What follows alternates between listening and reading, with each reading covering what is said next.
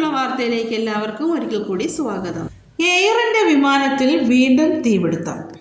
എൻ്റെ ഈ ചാനൽ ആദ്യമായിട്ടാണ് കാണുന്നവരുണ്ടെങ്കിൽ സബ്സ്ക്രൈബ് ചെയ്യാനും ഈ വീഡിയോ ഷെയർ ചെയ്യാനും ലൈക്ക് ചെയ്യാനും കമൻറ്റ് ചെയ്യാനും മറക്കരുതേ. വാർത്തകൾ വിശദമായി.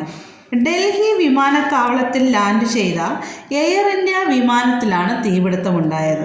ചൊവ്വാഴ്ച ഉച്ചയ്ക്ക് ലാൻഡ് ചെയ്ത ഹോങ്കോങ് ഡൽഹി എയർ ഇന്ത്യ വിമാനത്തിൻ്റെ ഓക്സിലറി പവർ യൂണിറ്റിനാണ് തീപിടിച്ചത്.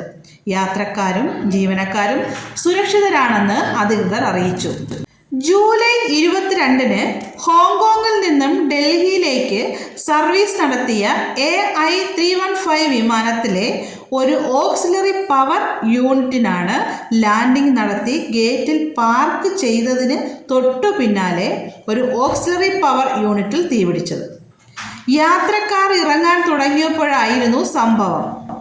തീപിടിച്ച APU ഉടൻ തന്നെ ഓട്ടോമാറ്റിക്കായി പ്രവർത്തനം നിർത്തി.